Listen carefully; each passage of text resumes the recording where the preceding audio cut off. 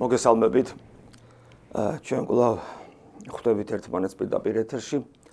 გადაცემაში ქრისტიანობა დღეს და კვლავ ვცდილობთ ყოველდღიურად შევეხოთ იმ პრობლემებს, რომელიც ჩვენ სულიერ ცხოვრებაში არსებობს, ჩვენს ეკლესიურობაში არსებობს და ჩვენს ქრისტიანობაში არსებობს. იმიტომ რომ თუ ჩვენ არ შევეხებით ამ პრობლემებს, არ დავინახავთ და არ ვეცდებით მათ დაძლევას, ჩვენს მიერ მოცემული ყველაზე ძვირფასი ნიჭი, რაც კი შეიძლება ნიჭებს შორის არსებობდეს, ნიჭი რწმენისა, ჩვენთვის დაფლულ ტალანტად აღმოჩნდება. ადამიანს რწმენაზე ძვირფასი არაფერი შეიძლება ჰქონდეს. იმიტომ რომ ყველაფერი დანარჩენი, რაც კი ამ ცხოვრებაში არის მშვენიერი და კარგი, მოცემული ნიჭების სახით, მათ შორის ნიჭი სიცოცხლისა, ნიჭი სიყვარულისა. აი ეს ორი ყველაზე დიდი ნიჭი ხო, რაც კი ადამიანს აქვს, სიცოცხლის ნიჭი და სიყვარულის ნიჭი.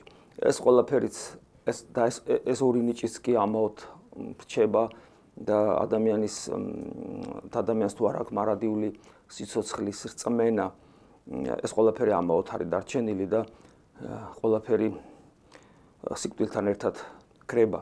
აქედან გამომდინარე, რწმენის ნიჭი არის ყველაზე ძვირფასი ნიჭი. მაგრამ ამავე დროს იგი ყველაზე საიდუმლოებრივი და ძალიან გონებისათვის მიუღწეველი ნიჭია. იმიტომ რომ ადამიანი, რომელსაც არ აქვს უნარი აი ხუთი გზნობის იქით გახედვისა და ფაქტობრივად მას არ აქვს უნარი მიღმიერი სამყაროს ხედვისა, მას უცებ ეძლევა თითქოს კიდევ ერთი მეექვსე გზნობა, რომლითაც ის ხედავს, რომ არის ღმერთი. ახლა როცა ჩვენ ვსაუბრობთ მეექვსე გზნობაზე, რომელიც თქვათ გვეუბნება, რომ არის ღმერთი, ამ შემთხვევაში ჩვენ არ გულისხმობთ იმ ადამიანის უნარებს, პარაფსიქოლოგია რასაც სწავლობს, რასაც ისინი უწოდებენ მეექვსე თვალს მაგალითად. ნუ მაშინ თუ ისინი მეექვსე თვალს ამას უწოდებენ, ჩვენთვის რწმენა მეშვიდე თვალია, ეს უფრო ზუსტი იქნება. როდესაც მათ აქვთ მისტიური ჭრეტის, თქვათ, როცა ადამიანს თქვათ ენიჭება რაღაც, ეძლევა შესაძლებლობა რაღაცა მიღმიერი სამყაროში გაიხედოს, ჩაიხედოს, სულთა საუფლოში გაიხედოს და გარკვეული მისტიური მოვლენების დამკვირვებლად იქცეს. და ამას სწორედ პარაფსიქოლოგია სწავლობს. მაგრამ ჩვენ ვსაუბრობთ არა ამაზე. როცა ვსაუბრობთ მეშვიდე თქვათ გზნობაზე ამ შემთხვევაში. რწმენა სხვა რამეა. რწმენას ჩვენ გულისხმობთ არა მიღმიერ სამყაროში, სულთა საუფლოში მოვლენების ჭრეტას და მათზე დაკვირვებას, არამედ თუ ეს სულთა საუფლო ღვთისქმნილებაა, არამედ სხვა რამეს. ანუ ჩვენ რწმენის საშუალებით გავდივართ საერთოდ ქმნილი სამყაროს სივრციდან, შეიძლება ასე ითქვას. მთელი ქმნილი სამყარო, როგორც მატერიალური, ისე არამატერიალური, სულების საუფლო, თქვათ, ანგელოზები, დემონები, ადამიანის სულები, თქვათ, უამრავი რამ, რაც შეიძლება ჩვენ არ ვიცოდეთ. ეს ყველაფერი ღვთისქმნილება არის რა, იგი გარკვეულ სიფტყეში მოიაზრება, როდესაც ღმერთი ამ ყოველივეს შემოქმედი, რომელიც ტრანსცენდენტულია, ანუ სამყაროს აბსოლუტურად მიღმიერია სამყაროსი თავისი არსით. მას შეხება არ აქვს ამ სამყაროსთან, მას ვერანაირი მეექვსე გზნობით, ამ შემთხვევაში ინტუიციით, რაღაც ფსიქოლოგიური უნარებით ვერანაირად ვერ მიახლები. იმიტომ კიდევ ვიმეორებ, რომ ყველა ეს ინსტრუმენტი, რომელიც ჩვენ მოგვეცა ღვთისაგან, მათ შორის არამატერიალური სამყაროს ხედვისა, ყველა ეს ინსტრუმენტი არის ისევ ქმნილების ჩარჩოში და ქმნილების სიფტყეში მოქცეული. ეს ყველაფერი სიფტყეშია და ამ ყველაფერს არ აქვს უნარი არა უბრალოდ ზემატერიალურის ხედვისა, არამედ ტრანსცენდენტული ხედვისა, ანუ ღმერთისა, რომელიც სამყაროს როგორც ხორცს მატერიალური, ისე სულიერი სამყაროსათვის აბსოლუტურად მიღმიერია. აი რწმენა სწორედ გულისხმობს იმას, რომ ჩვენ ვიცით, რომ ის არსებობს. და ამის ლოგიკურად დასაბუთება პრინციპში შეუძლებელია. იმიტომ რომ ის ვიზეთ ჩვენ ვსაუბრობთ, ანუ ცოცხალი ღმერთი, რომელიც სამყაროსათვის როგორც გითხარით, აბსოლუტურად მიუღწეველია და აბსოლუტურად შორს არის ტრანსცენდენტულია, იქ ყოველგვარი ლოგიკა არის უძლური, იმიტომ რომ ნებისმიერი ლოგიკა, ნებისმიერი ტიპის ასრულება, ანალიზის უნარი და ასე შემდეგ, ეს ყველაფერი არის ქნილების სიბრტყეში განთავსებული. ხოლო იქ რაზეც ჩვენ საუბრობთ ღმერთზე, ის ყველაფერზე მიღმიერია. ამიტომ, როცა ჩვენ საუბრობთ რწმენაზე, რწმენა იმიტომაც არის გასაოცარი ფენომენი, რომ ის არაფერ ლოგიკურს თქვათ, ამ შემთხვევაში ხელმოსაკიდს არ ეფუძნება. იმიტომ რომ ადამიანისათვის ეს აბსოლუტურად შეუძლებელია. ის არის მოცემული ნიჭი, რომლითაც იცი, რომ ღმერთი არის და მორჩა. ეს არის საოცრება. მაგრამ მეორე მხრივ, ის იმდენად რეალურია ადამიანის ცხოვრებაში, რომ მან შექმნა ფაქტობრივად, აი ამ რწმენამ შექმნა ფაქტობრივად ადამიანური ცივილიზაცია. თუ ადამიანური ცივილიზაცია მარტო ცეცხლის მოპოვება და თქვა კომპიუტერული ტექნოლოგია ხომ არ არის. ადამიანური ცივილიზაცია ხო შეუძლებელია განყოთ ადამიანური კულტურისაგან. ხო? და ის რაც დღეს თქვა შეიძლება ჩავთვალოთ ადამიანური ცივილიზაციის მონაპოვრად, ის ყველა მშვენიერი. ეხლა ნუ ჩავთვლით თქვა პლანშეტებს და მობილურ ტელეფონებს და კარგ მანქანებს ადამიანური ცივილიზაციის მონაპოვრად. კი ბატონო, ეს ცუდი სულაც არ არის ტექნოლოგიური ცივილიზაცია, მაგრამ ეს არ არის მთავარი. თუ რამე მშვენიერი შეუქმნია კაცობრიობას, ლამაზი, ღირებული, რითაც შეიძლება აღიზარდოს ადამიანს, თქვა კომპიუტერული ტექნოლოგიის მიხედვით ხო ვერ აღზრდი და ასე შემდეგ, მას ხო პიროვნებად, მორალურ არსებად ხო ვერ ჩამოაყალიბებ. ანუ ის ყველაფერი, რაც კაცობრიობას შეუქმნია, ეს სწორედ იმის დამსახურებაა, რომ ადამიანები, არა მარტო ებრაელები, რომლებსაც ჭეშმარიტი სარწმუნოება ჰქონდათ ღვთის გამოცხადებითი, არამედ თვით ის ადამიანების, რომლებიც წარმართები იყვნენ, მათ ჭეშმარიტი გამოცხადება არ ქონიათ, მაგრამ ბუნებითი გამოცხადების მიხედვით და იმის გამოც, რომ ადამიანი ღვთის ხატია, იმის გამო ისინი ეძიებდნენ ღმერთს და მთელი თაობები ეწირებოდა. არასწორად წარმართულს, მაგრამ მაინც მთელი თაობები ეწირებოდა ღვთისძიებას. ჯერ მარტო ეგვიპტის პირამიდები რა დღის, ხო თქვათ, როცა ადამიანები ცხოვრობდნენ იმისთვის, რომ ცხოვრობდნენ მარადისობისთვის და მათთვის მარადიული უფრო მნიშვნელოვანი იყო ვიდრე მიწიერი და სწორედ ამის ნიშნად, ამის გამოვლენად იყო ეს უზარმაზარი პირამიდები და როგორც თქვათ ზოგიერთი რელიგიის მცოდნე ამბობს, თქვათ ის გავრცელებული მოსაზრება, რომ თითქოს მონები ძალდატანებით ამუშავებდნენ მონებს და მონური შრომით იყო აშენებული, როგორც ეს საინტერესო ადამიანი ამბობს, იგი ამბობს ესეთ რამეს, რომ ეს იყო რელიგიური ცხოვრების წესი მაშინდელი ეგვიპტელებისა, რომლებიც თვლიდნენ, რომ ფარაონი არის რა თქვათ სიმბოლო მზეციური არის რა სიმბოლო ღმერთისა და ღმერთის მიერ დასმული ფარაონისადმი მსახურება ამგვარი, რომ მას ეს უზარმაზარი თქვათ სარკოფაგი პირამიდა აუშენონ, ეს არის თითოეული ეგვიპტელის სულზე ზრუნვა. ამიტომ ეს ყველაფერი რელიგიური აღდგენებით იყო და რელიგიური რწმენით იყო ნაკარნახები. და უამრავი ჩვენ ვიცით, აი მაგალითად დიდი უზარმაზარი ბრიტანეთში არის ეს მოძიებული, ხო, უზარმაზარი ქვის ლოდებით აშენებული რაღაც უზარმაზარი კონსტრუქციები, რომელიც ტექნიკურად როგორ უნდა გაკეთებულიყო მაშინ, როცა დღესაც კი ამის გაკეთება ძალიან რთულია თუ შეუძლებელი დღეს რა არის, მაგრამ ყოველ შემთხვევაში ძალიან სრულია თანამედროვე ტექნიკური საშუალებებით, ეს უზარმაზარი ლოდებით ნაგები კონსტრუქციები ასევე უნდა ითქვას, რომ იქ სადაც ეს მოსახლეობა ცხოვრობდა, ფაქტობრივად მთელი მათი ცხოვრების წესი იყო, თქვათ, იმაზე მომართული, რომ აი ეს ყველაფერი გაეკეთებინათ, როცა თვითონ ძალიან დიდ სიღარიბეში ცხოვრობდნენ. ანუ ადამიანებისათვის, წარმართებისათვისაც კი რელიგიური ცხოვრება იყო ყოველთვის ძალიან მნიშვნელოვანი და ეს ქმნიდა ცივილიზაციებს ადამიანურს, ხოლო რაც შეეხება ჭეშმარიტი სარწმუნოების, როცა უკვე ჭეშმარიტი სარწმუნოება მოეცათ ადამიანებს, მეგულისხმობ სრული სისავსით, ანუ განკაცებული ღმერთი როცა მოვიდა დედამიწაზე, ჩვენ ვიცით თუ როგორი აფეთქება განიცადა ადამიანურმა კულტურამ და ცივილიზაციამ, ის რაც ჩვენ დღეს მოგწონს და ჩვენ მას ერთი სახელი დავარქვით ევროპული ცივილიზაცია, თუმცა ეს შეიძლება ითქვას, რომ ნაწილობრივ არის სწორი, იმიტომ რომ ევროპული ცივილიზაცია ეს სინამდვილეში ისევე აღმოსავლური ცივილიზაციაც არის, იმიტომ რომ ქრისტიანობა გავრცელდა აღმოსავლეთშიც, დასავლეთშიც, ყველგან და სადაც კი რაიმე ესეთ ძალიან დიდ ღირებულს ნახავთ, მას ქრისტიანული ფესვები აქვს. ასე რომ რწმენა ეს არის საოცარი რამ, რომელმაც შექმნა ფაქტობრივად თანამედროვე ადამიანი თავისი ღირებულებებში და ღირსებებში და აქედან გამომდინარე რწმენას ძალიან დიდი მნიშვნელობა აქვს თითოეული ჩვენთაგანისათვის, იმიტომ რომ ჩვენ კაცობრიობის ნაწილი ვართ და რწმენას ძალიან დიდი მნიშვნელობა აქვს საქართველოსათვის, იმიტომ რომ ქართული ცივილიზაცია სწორედ და ქართული კულტურა სწორედ ქრისტიანობიდან ამოზრდილია, რომ არა ქრისტიანობა საქართველო ესეთი არ იქნებოდა და თუ ჩვენთვის ძვირფასია ჩვენი სამშობლო ისეთი როგორიც ის არის, ისეთი თავისი ორიგინალურობით, უნიკალურობით, განუმეორებლობით თავისი ახლა ამ შემთხვევაში მე პლუსებს ვსაუბრობ, თორემ მინუსები გვაქვს ძალიან ბევრი, მაგრამ მინუსები ყველგან არის. აი თავისი უნიკალურობით და განუმეორებლობით თუ გვიყვართ ჩვენი სამშობლო, მისი ასეთი არსებობა ეს არის ქრისტიანობის დამსახურება და თავისთავად ცხადია, იგი ქრისტიანობის გარეშე, ანუ ჩვენი სამშობლო როგორც ღირებული ერთეული, იგი ქრისტიანობის გარეშე ვერ მოიაზრება.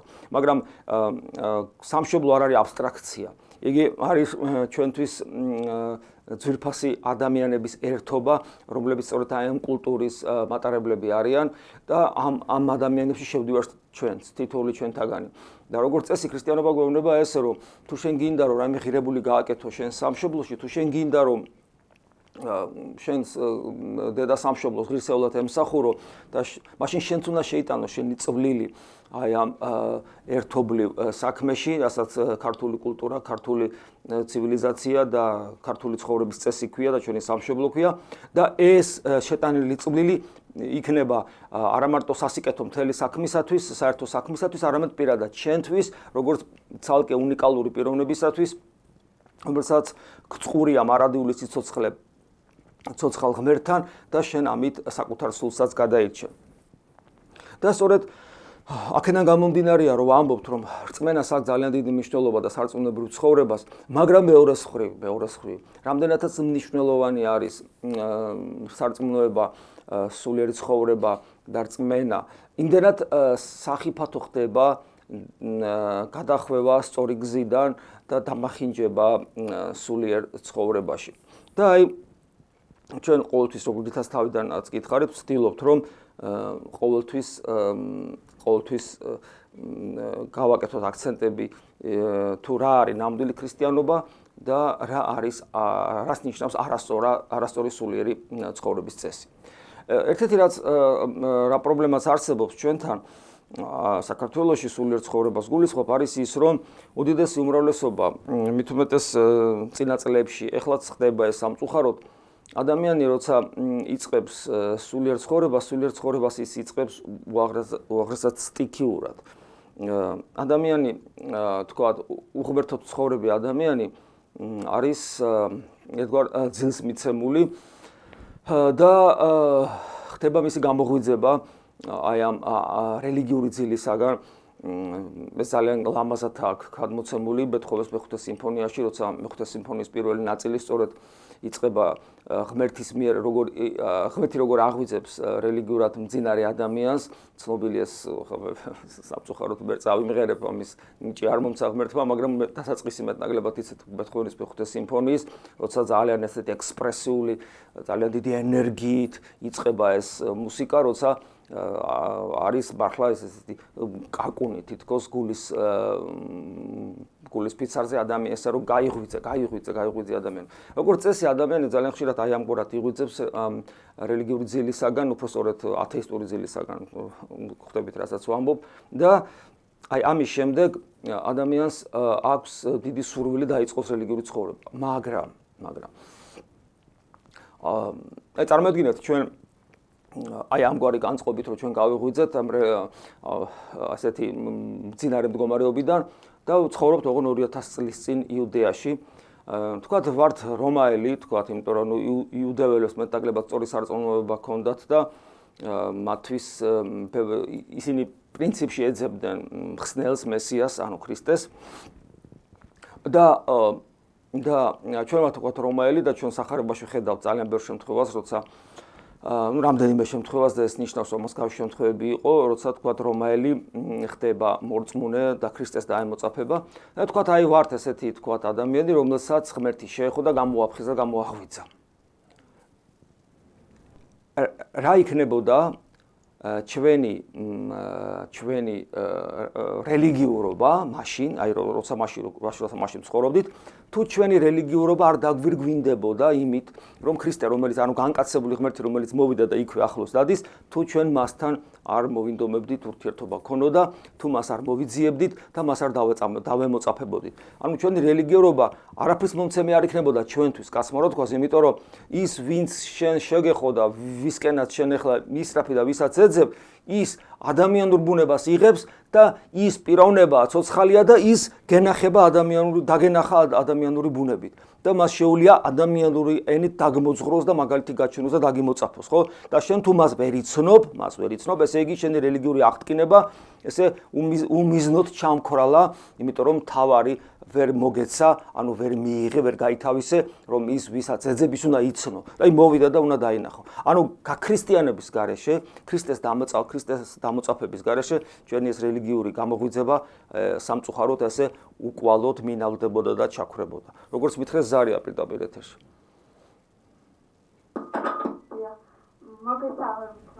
დამლოცეთ. აი სახარებისეული სიტყვები არის ესეთი, რომ გიყვარდეთ მტრებიო. თითქოს და ეს ერთი შეხედვით მართლაც რთული შეიძლება იყოს ადამიანისათვის, მაგრამ აი უფრო აი იოლიც იყოს, ვიდრე აი საკუთარ თავში არსებული მტრების, ასე ვთქვათ, ვნებების სახით, რომელიც არის გაღიზიანება, ბოღმა და ასე შემდეგ. აი ამ მტრების, როგორც ცოდვების, პარაზიტების დამარცხება, როგორ უნდა ებრძოდეს ადამიანი, რომ აი ცოტათი მაინც განთავისუფლდეს, განიღმრთოს, იმიტომ რომ აი ცოდვის როგორც მტრის სიყვარული დაუშვებელია და აი ესე მამატიეთ რაც ვერ გაგაგებინეთ, მადლობთ. გავიგე, რატო ვერ გამოგებინე კაცო? შვილო, ძალიან კარგად გამოგებინე, არც ესეთი გაუგებარი ვარ. ესე იგი, კითხვა ძალიან კარგად არის, შვილო, პირიქით კარგად არის დასმული და მადლობა ამ კითხვისათვის. ჩვენ აი ახლა ამ კითხვას დასვი, შეიძლება ახლა შევხებოდით რაღაც გარკვეული კუთხით და თქვათ, ყოველთვის შევეხებით. ჯერ ერთი ის მტრები, რომლებზეც ახლა საუბრობდი, ანუ ის ვნებები და ცოდვები, რომელიც ჩვენში არის, ეს არ არის უბრალოდ ჩვენი მტრები, ეს პირდაპირ ღმერთის მტრებია. ხო, ეს ძალიან მნიშვნელოვანია. ღმერთის მტრებია ჩვენში, ანუ ჩვენში ის ღმერთს ებრძვის, ეს ვნებები. ეს რას ნიშნავს? ეს ვნებები სამი ძირითადი ვნებიდან იკვებება, როგორც ხშირად გვითქვავს, ეს არის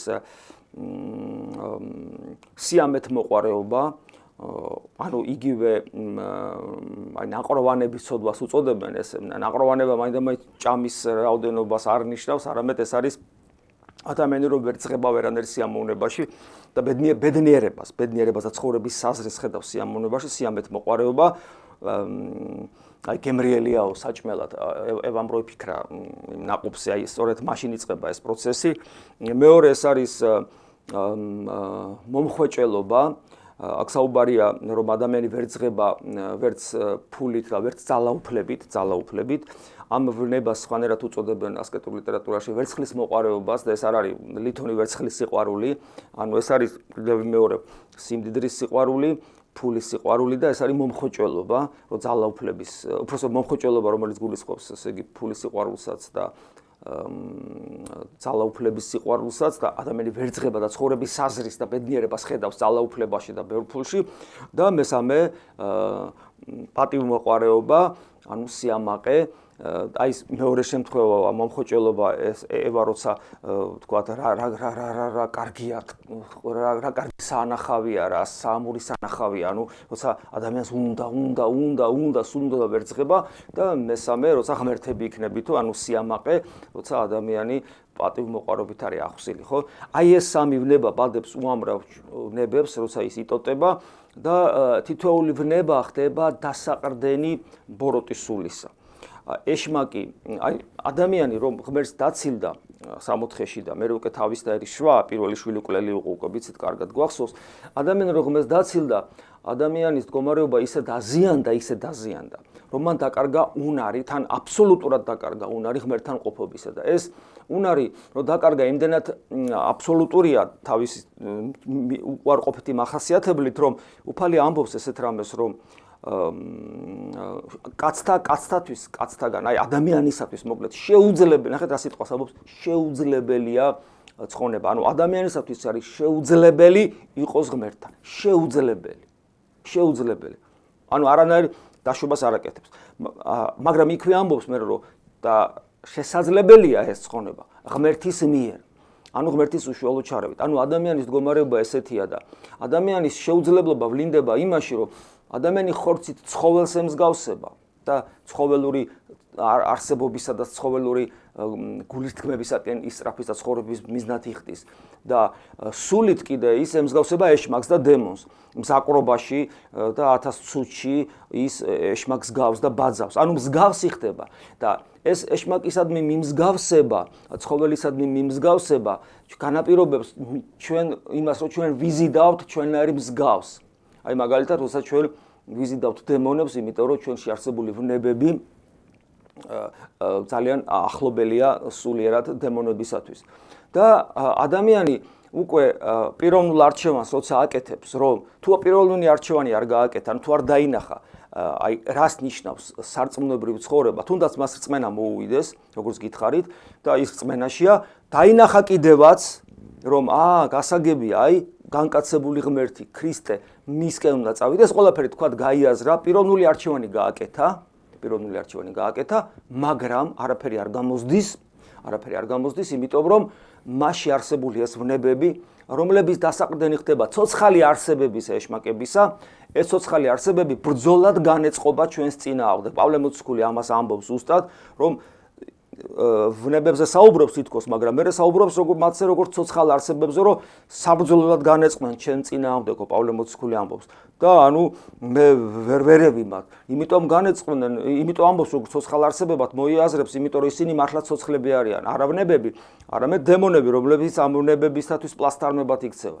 ადამიანი მათთან ბრძოლაში არის აბსოლუტურად უუნარო. არანაირი შესაძლებლობა ადამიანს, რომ ისინი დაამარცხოს არ აქვს. მეცაც გეტყვით და სწორედ ამიტომ არის შეუძლებელი ადამიანისთვის ცხონება, თუ ღმერთი არ ჩაერია.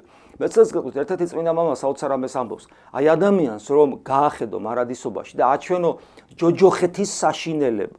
ჩვენ კიდევ ვერ ვიაზრებთ ხოლმე ძალიან მეტაფორულად აღვიქვამთ ჯოჯოხეთი, ნუ ეხლა აბა ღმერთი ხო ისეთი სიყვარულია და სასტიკი ხო არ არის და ჯოჯოხეთი, ამიტომ ზოგისთვის ჯოჯოხეთი საერთოდ არ არსებობს, მაგრამ ეს არის რევიზია წმინდა წერილისა, სადაც ქრისტე ამბობს, რომ არსებობს ჯოჯოხეთი, მაგრამ ეს ჯოჯოხეთი არის არა ღმერთის სისასტიკის გამოვლინება ადამიანისადმი. რა თქმა უნდა ღმერთი არ არის სასტიკი, რა თქმა უნდა ღმერთი აბსოლუტური სიყვარულია, მაგრამ აბსოლუტური სიყვარული ღმერთობის არ ნიშნავს, რომ ჯოჯოხეთი არ არის, იმიტომ რომ ჯოჯოხეთი არ არის ჯოჯოხეთის ავტორი და შემოქმედი არ არის ღმერთი. ჯოჯოხეთის ავტორი და შემოქმედი არის თავად ადამიანი. ადამიანი იქმნის, ადამიანი როგორც შემოქმედი ქმნის ისეთ რეალობას, ჯერ ვირტუალურს, სანამ ხორცია და ხორცი და როგავა ის ვირტუალური რეალობა, ნამდვილი რეალობად იქცევა, ისეთ სამყაროს ქმნის, სადაც ღმერთისათვის ადგილი არ არის. ჩვენ ვქვნით ამ სამყაროს. ესე იგი, ჩვენ რო შევქმნით ამ სამყაროს, სადაც ღმერთისათვის ადგილი არ არის, ის არის ჯოჯოხეთი და ეს არის საშინელება. აი ეს ისეთი საშინელება, რომ ვერცეთი ის სიმბოლური, თქვა, თითქოს სიმბოლური დაუშვატელი ცეცხლი, მატლი დაუძინებელი, ეს ჩათვალეთ, რომ სიმბოლურია, იმიტომ რომ მთელი მის ჯოჯოხეთის საშინელებას დაუშვატელი ცეცხლი და დაუძინებელი მატლი და ხრჭენა კბილთა კიდევ ვერ გამოხატავს. იმიტომ რომ კიდევ ვიმეორებ, ეს არის ცეცხლის, მატლისა და კბილების ღმერთის ქმნილებაა, მაგრამ იქ, სადაც ჩვენ ჯოჯოხეთი შევქმნით, იქ ღმერთისათვის ადგილი საერთოდ აღარ დავტოვეთ, აღარც მისი ქმნილებისათვის, იქ გაცილებით უარესი მდგომარეობა. მაგრამ ამის შემოქმედები ჩვენა ვართ, ჩვენ ადამიანები, ჩვენ უარყოფთ იმ საოცარ სიკეთეს, რასაც ღმერთი ქვია. და ეს წმინდა მამა ამბობს, რომ ადამიანს რო გაახედო და დაანახო ჯოჯოხეთის საშინელება და უთხრა, რომ აი შენ თუ არ განიწმინდები შენი ვნებებისაგან და არ დაამარცხებ ამ ვნებებს, მოგელის აი იქ ყოფნა, მაინც შეეშინდება ადამიანს ბუნებრივია, ადამიანი მაინც ვერ მოახერხებსო საკუთარ თავში ვნებების დამარცხებას. ხედავთ? ანუ ადამიანს ამის უნარი არ აქვს. ერთადერთი რაც რჩება, ეს არის ღმერთის მიერ. როცა ამბობს ღმერთის მიერ შესაძლებელია და მთელი ქრისტიანული ცხოვრება არის სწორედ სწავლება თუ ღმერთის მიერ როგორ არის შესაძლებელი. კონკრეტულად, მოკლედ რო ვთქვა, ეს შესაძლებელია რაგვარად. მადლი უნდა მოიხვეჭოს ადამიანმა, საღვთო ენერგია, ადამიანი უნდა გახდეს საღვთო ენერგიის ჭურჭელი. ოღონდ ეს ენერგია რაღაცა აბსტრაქტული, წარმართული, რაღაცა ღვთაებრივის ენერგია კი არ არის, უსიცოცხლო, არამედ ცოცხალი ღმერთის ხელია. და ადამიანის გული იქცევა მამის ძის და სულიწმინდის საამკვდროდ, როგორც უფალი ამბობს, რომ ჩემი მორწმუნა ჩემს ცნებებს აღასრულებს, მამა შეიყვარებს და მამა და მე კიდე მამას ვთხოვ და სულიწმინდა, ანუ მამა, ძე და სულიწმინდა მკვიდრდებით ამ ადამიანში. ანუ სამება მკვიდრდება ჩვენში და ჩვენ რო გარდავიცვლებით, მე ჩვენ ვმკვიდრდებით სამებაში. როგორც ასევე იონე მოციქული გვასწავლის უფლის სიტყვებია ეს იონე სახარებაში. ანუ ეს არის საოცარი საიდუმლოება ადამიანისა და ღმერთის ურთიერთობისა. ესე იგი ადამიანი ცხონდება ღმერთის ჩვენთან ყოფობით და ღმერთი რო ჩვენთან შემოვიდეს და დამკვიდრდეს, ჩვენ უნდა ვისწავლოთ მასთან სწორი ურთიერთობა და ამ სწორი ურთიერთობის ერთ-ერთი კი არა, შეიძლება ითქვას ერთადერთი გასაღები, ეს არის გონიერი ლოცვა, გონიერი ურთიერთობა ღმერთთან, როცა ღმერთი პიროვნება და ადამიანური პიროვნება არიან დიალოგში ერთმანეთთან და ადამიანი როდესაც იპოვის ადგილს სამყაროში, სადაც იგი ღმერთს შეხვდება. უნდა ითქვას, რომ ეს ადგილი ადამიანშია თავად. როგორც მითხრეს ზარია პირდაპირ ეთერში. გისმენთ თქვენ პირდაპირ ეთერში ხართ. ქრისტე შეგვეწიოს. გისმენთ. დიახ, მესმის.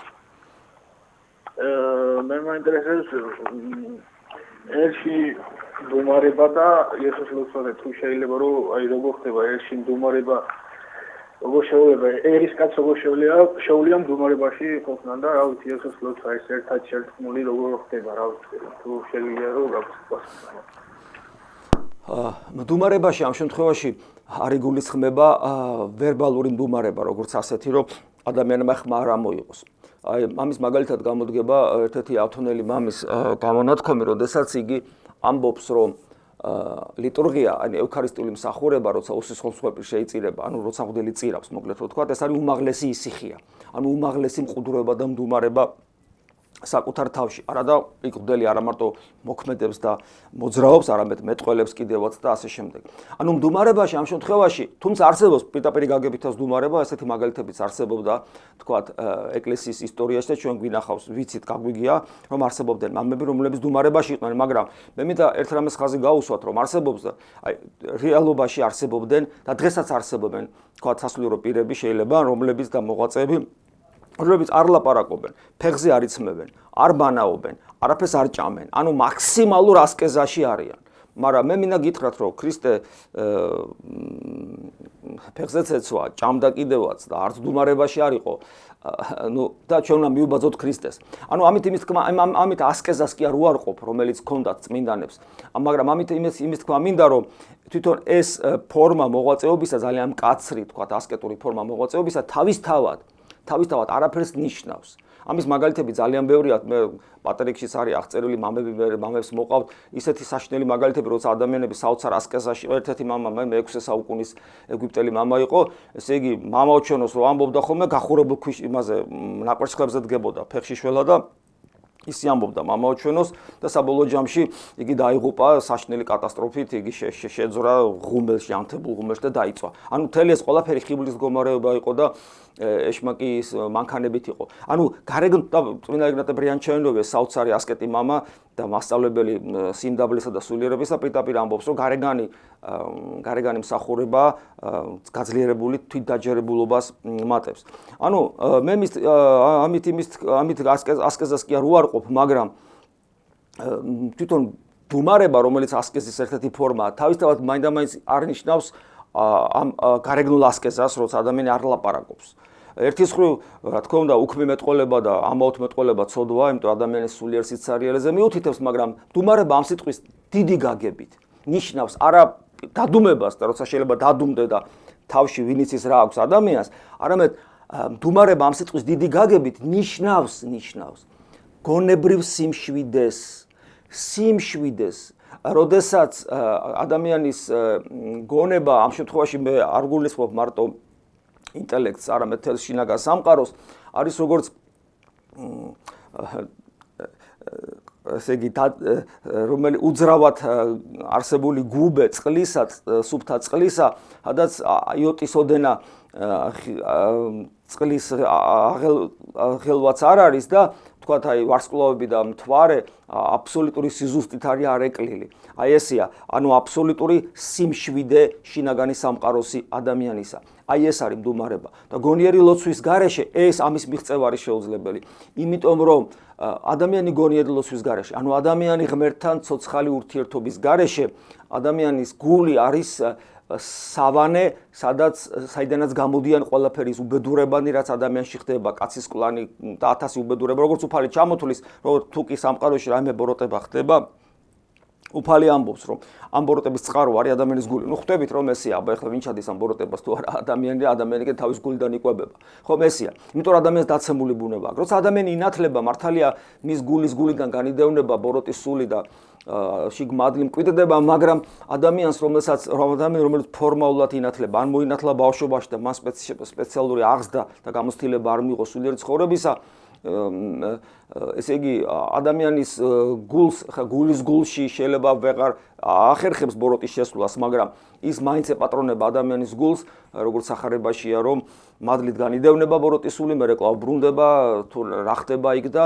თუ ნახავს დაალაგებულ და გამშვენებულ სახლს და იტყვის, რომ ნახე რა კარგ მდგომარეობაშია ჩემი სახლი, წავა თავის 7 თავისზე უფრო უარეს მოიყვანს და ესე იგი ერთიანად დამკვიდრდებიან ადამიანის სულში და გულში. ანუ მე მის თქმა მინდა რომ ადამიანის გული თავისთავად ვერ არის ისეთ მდგომარეობაში, იმიტომ რომ ის რომ განწმენდილ მდგომარეობაში იყოს, ადამიანი ღმერთს დაინახავდა თავის ხელთუქმნელ ენერგიებში, როგორც გვასწავლის წმინდა წერილი, ნეტარი ყვენ წმინდანი გულით არამედ თუ მათ ღმერთი იხილონ, რადგან ჩვენ ღმერთს ვერ ვხედავთ, ესე იგი ჩვენი გულში არ არის სიწმინდე, რადგან არ არის სიწმინდე, შესაბამისად არის ბოროტების საუფლო. ეს არ ნიშნავს, რომ ადამიანი ღვთისხატობას კარგავს. ეს არ ნიშნავს, ადამიანი რომ ბოლომდე განწირულია ღვთისაგან, მაგრამ მიუხედავად ამისა, ადამიანის გულს არ შეუძლია არ მიიზიდოს ბოროტი. ადამიანის გული არ შეიძლება რომ არ დატკბეს, ესე იგი ცუდით და ბოროტებით. ამიტომ შეუძლებელია ადამიანის სიმშვიდე და გონიერი ლოცვა განაპირობებს იმას, რომ ჩვენ ნელ-ნელა საკუთარ თავში ჩაღმავებით, ჩვენში უნდა ვიპოვოთ ადგილი, სადაც ღმერთს შევხვდებით. ეს ადგილი პირობითად გულად იწოდება, გულის ზედა ნაწილად იწოდება, შუამუცლად იწოდება, სხვადასხვა ადგილად იწოდება, მაგრამ და ჩვენ მივანიშნებთ ხოლმე წინა მომენტში ამბობენ ანატომიური გულის ზედა ნაწილი, მაგრამ ეს სიტყვები მაინც პირობითია. თითოეულმა ადამიანმა ეს უნდა საკუთარი გამოცდილებით დაინახოს და იგრძნოს, მაგრამ ეს ღმერთის გარეშე არ ხდება.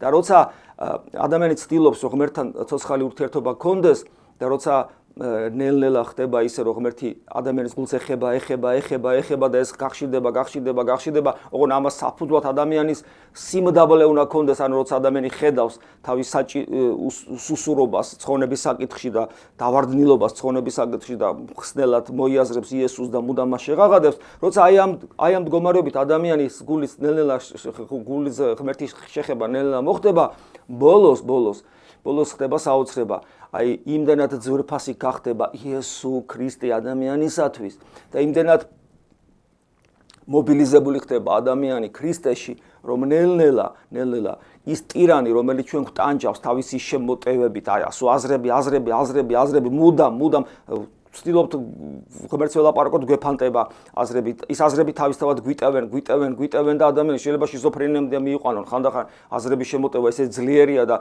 ჩვენ ვიცით რა საშინელება, როცა ადამიანი მარტო რჩება დეპრესიული განწყობებში, ვარდება მოწყენილობაში, შეიძლება გაგიჟდეს უბრალოდ ადამიანი. ტანჯვის ერთ-ერთი ფორმა ციხეებში ხო ეს იყო, რომ მარტო ჩააგდებდნენ ადამიანს და მარტო არ ყოფებდნენ. იმიტომ რომ ადამიანის გონება იწყებს, ესე იგი, ტირანულ ზემოქმედებას ადამიანზე. როდესაც ადამიანი თავის თავში ღმერთს იპოვის და მასთან ყოფნის ბედნიერების გემოს გაიგებს, ნელ-ნელა უკვე ღვთისმადლის მოქმედება ძლიერდება და ნელ-ნელა ჩვენი ეს ტირანი, რომელიც გვტანჯავს, დუმდება. იმიტომ რომ ღვთისმადლი განდევნის იქიდან ამ ქაოსს, რომელიც ესე იღვრება აზრების სახით. და ნელ-ნელა ადამიანის შინაგანი სამყარო გონებას რო უწოდებთ, განჟაც შეიძლება შევიყვანო და შინაგანი გონებას ნელ-ნელა მშვიდდება აი ამ ქარიშხლისაგან, ამ ბუზანკალებისაგან შეიძლება ასე ითქვას და დამშვიდებული გონება უკვე უფრო მეტად და მეტად აღირეკლავს ღვთისმადლს და ესეთი ადამიანის ხედვა ღმერთისა, ესეთი ადამიანი სულიწმინდის ჭურჭლად იქცევა, გესმით მე და ესეთ ადამიანს რაც არ უნდა კითხო ღვთაებრივი, როგორც არ უნდა მდგომარეობაში მოაქციო, იმისი პასუხები იქნება ყოველთვის ქრისტიანული, ქრისტეს მიერ, იმიტომ რომ ესეთი ადამიანი ქრისტეს სულის მატარებელი ხდება. მაგრამ კიდევ ვიმეორებ, გონიერი ლოცვის გარეშე ეს არის აბსოლუტურად შეუძლებელი და გონიერი ლოცვის გარეშევე აბსოლუტურად შეუძლებელია საკუთარ ვნებებთან გამარჯვება, თუნდაც ადამიანმა ჯოჯოხეთის ტკივილები განახოს. ამას გვასწავლიან წმინდა მამები, ჩვენ შეგვიძლია მივიღოთ და შესაბამისად ვიმოქმედოთ, შეგვიძლია არ მივიღოთ და დავკმაყოფილდეთ გარეგანი რელიგიური ცხოვრებით, მაგრამ სამწუხაროდ შედეგი სავალალო იქნება. როგორც მითხრეს ზარია პირდაპირ ეთერში. ქრისტე შეგვეციოს. ქრისტე შეგვეციოს. მამა, ესეთი კითხვა მაქვს. აი, კიბის აღწერილში არის ბედნიერია ის ძმა, რომელსაც ის კი არ ესმის, რომ შენ გადარჩები. არამედ რომელსაც ესმის, რომ შენ უკვე გადარჩენილი ხარ. და აი ეს ალექსანდრიელი მეწაღეს და აი ამ კიბის აღწერილის ძმის მდგომარეობას შორის ადამიანმა, ქრისტიანმა ალბათ ოქროს შუალედი უნდა იპოვნოს, ხო და აი როგორ ხდება გვესაუბრეთ. ანუ მე მინდა კითხვა გამიმეოროთ. მე მინდა კითხვა გამიმეოროთ კიდევ ერთხელ თავიდან. ანუ ესე იგი თქვენ კიბის აღწერილიდან მოიყვანეთ ადგილი, რომ ბედნიერია ძმა, რომელმაც იცის, რომ სხვაზე იცის, რომ ის გადარჩება. რომელსაც ესმის გულში. ხო. რომ გულში რომ შენ კი არ გადარჩები, შენ უკვე გადარჩენილი ხარ. თავის თავზე ესმის? წმენაზე როა თავი. ბატონო? თავის თავზე ფიქრობს ეს, რომ უკვე გადარჩენილია. არა, გულში რო ესმისო, კიბის აღწერილს ესია. აჰა, გასაგებია, გულში რო ესმის. იცით რა არის? სულიერი ცხოვრება, მე ხა როგორც მე ჩემი პასუხი არ იქნება აბსოლუტურად ზუსტი, იმიტომ რომ ეხლა მე რო კიბის აღწერილის ეგ ადგილი მქონდეს ამონარიდი, სადაც კონტექსტში წავიკითხავდით და თქვათ უფრო გაგვიადვილდებოდა, მაგრამ ყოველ შემთხვევაში მე ესე მგონია, რომ აი, როდესაც თქვათ ანტინომიებით ახსავსე არის ქრისტიანობა და ეს იმიტომ რომ ქრისტიანობა ჭეშმარიტი რელიგიაა. ყველაფერში ანტინომიები ეს არის ორი ურთიერთგამომრიცხავის თანაარსებობა. აი მაგალითად ღმერთი ერთია თუ სამია. იესო ქრისტე ღმერთია თუ ადამიანია. გესმით და შეუძლებელია ღმერთით ადამიანი იყოს ერთ პიროვნებაში, იმიტომ რომ იესო ქრისტე ერთი პიროვნება და არა ორი პიროვნება, ერთი პიროვნება ძღმერთი, მაგრამ ბუნებით ორია, ღმერთი და ადამიანი. ყოვლადწმინდა სამება ერთია ბუნებით, მაგრამ პირიქით სამი პიროვნება. როგორ შეიძლება, ხო? ესია ყველაფერი ღვთისნება და განგებულება და ღმერთმა ყოველივე იცის ჩვენ შესახებ, მაგრამ ჩვენ აბსოლუტურად თავისუფლები ვართ ჩვენს არჩევანში. გესმით, ეს შეუსაბამო არის და ამ შემთხვევაში ასია, ნეტარი იყვნენ გლოვარენი გულით, რამე თუ მათ იგნენ უგეშინის ცემული იქნება. ერთი სხვივ ადამიანი რომ წარემარტო სულიერ ცხოვრებაში მან უნდა საკუთარი სულის მკვდარი მდგომარეობა დაინახოს და შეიგრძნოს, რომ ჩვენ მკვდარნი ვართ სულიერად და ჩვენ ვერაფერი გაგვაცოცხლებს გარდა ღმერთისა და ეს იძლევა ჩვენ საფუძველს. მგლოვარება, აი გლოვარებაში როგორი ორიგინალში ისეთ როგორი სიტყვა, აი ქვითინი, რომ ადამიანი ქვითინებს, აი წირო მიცვალებული ყავს საკუთარი ახლობელი და რომ ქვითინებს და ვერაფერი ვერ ანუგეშებს. აი ეს სიტყვაზის იქ როცა ქართულად არის ნათარგმნი გლოვარება, რომელიც აი ამ აზრით არის, რომ აბსოლუტურად უნუგეშოთ ქვითინებს, რომ იმას აღარაფერი აღარ ეშლება მის ახლობელს და ამ დროს უფლის სიტყვები ნეტარია ესეთი ადამიანი, იმიტომ რომ იგი ნუგეშინისცემული იქნება. და ამ შემთხვევაში საუბარია რატოა ნეტარი, იმიტომ რომ იგი ქვითინებს იმის გამო, რომ მას არ შეუძლია გააცოცხლოს საკუთარი თავი და ღმერთთან იყოს, ღმერთთან ყოფნის უნარი არ აქვს. მე კი მინდა, მაგრამ არ შემიძლია, გესმით? მე მინდა, მაგრამ ამის უნარი არ მაქვს და სწორედ ამ დროს ხდება ნუგეშინისცემა, როცა ესე იგი ღმერთი მოდის და გვეხმარება და ამ შემთხვევაში ესე პავლე მოციქული ამბობს, მარადის გიხარობდნენ, სული დუღარენი იყვენით, მოუკლებლივი ლოცვიდეთ, გამიგეთ და ამავე დროს ესე იგი პავლე მოციქული ამბობს, რომ ქრისტე მოვიდა ცოდვილებისათვის, რომელთა შორის ყველაზე ცოდვილი მე ვარ, გამიგეთ? ანუ იმის თქმა მინდა, რომ ერთის მხრივ მეწაღის მდგომარეობა, ალექსანდრიელი მეწაღის მდგომარეობა არის მაცხოვნებელი, რომ ადამიანი ღმერთის გარეშე რაც არის ამას ხედავს და ეს არის ტირილის საფუძველი, გლოვის საფუძველი, იმიტომ რომ ღმერთის გარეშე აი ეს ვარ. და მე ვერ ვცხუნდები და ვიღუპები. მაგრამ ღმერთი როცა ეხება უკვე ჩვენს გულს, მაშინ მოდის ესე იგი დიდი სიხარული და იმედი, იმიტომ რომ რწმენა იმედში უნდა გადაიზარდოს, ხოლო იმედი კიდე სიყვარულში გადაიზრდება.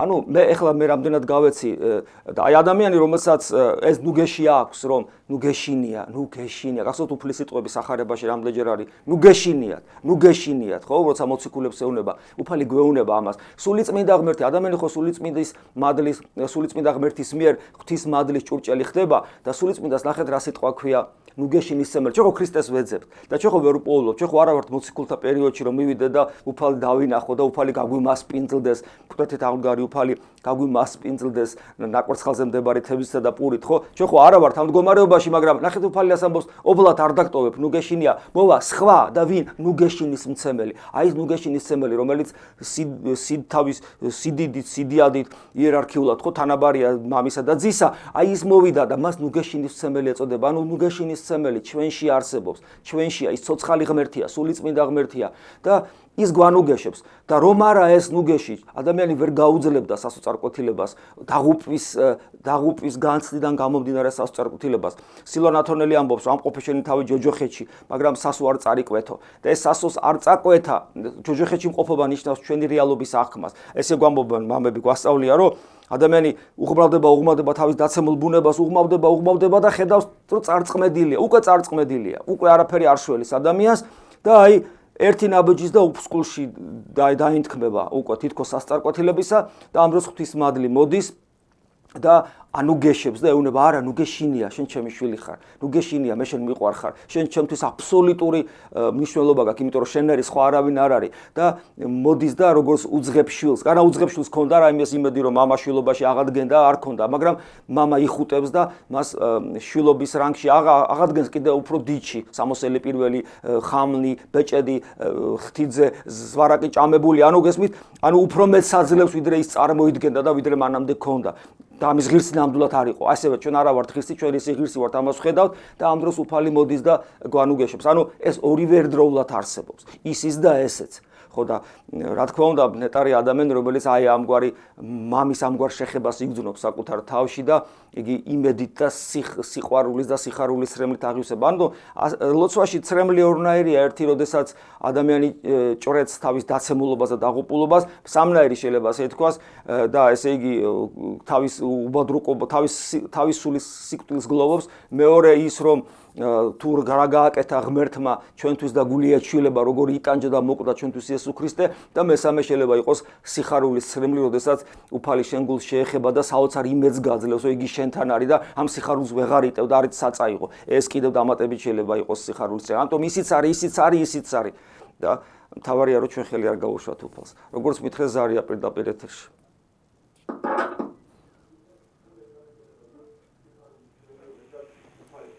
პირდაპირ ეთერში ხართ. მოიცეთ.